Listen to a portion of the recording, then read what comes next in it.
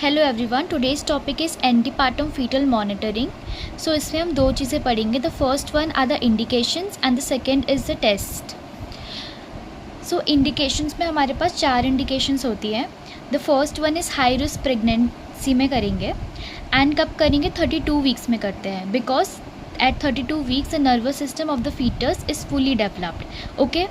Second, if there is decreased fetal movements, and third in pregnancies जिसमें कि 40 week से ज़्यादा gestational एज हो, ठीक है। And the fourth one is previous history of adverse pregnancy.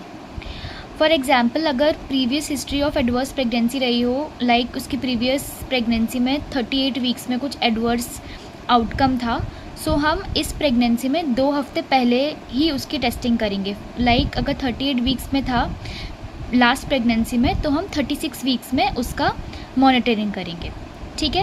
तो these are the 4 indications. Now coming to the test, 4 test. So 4 indications and 4 test. तो उसमें सबसे पहला है फीटल मूवमेंट काउंट, जिसमें कार्डिफ काउंट होता है, जो लेफ़्ट लेटरल पोजीशन में रेस्ट करने के बाद काउंट किया जाता है। And 10 fetal movements in a duration of 2 hours is normal. Okay. Second is non stress test.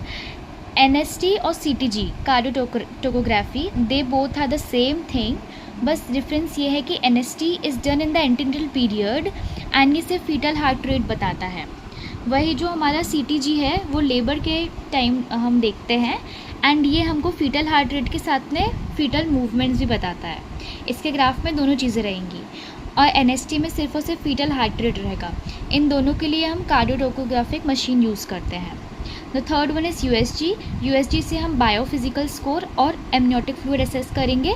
And the last one is Doppler study, जिसमें हम वेस्कुलराइजेशन देखते हैं। So these are the indications and test.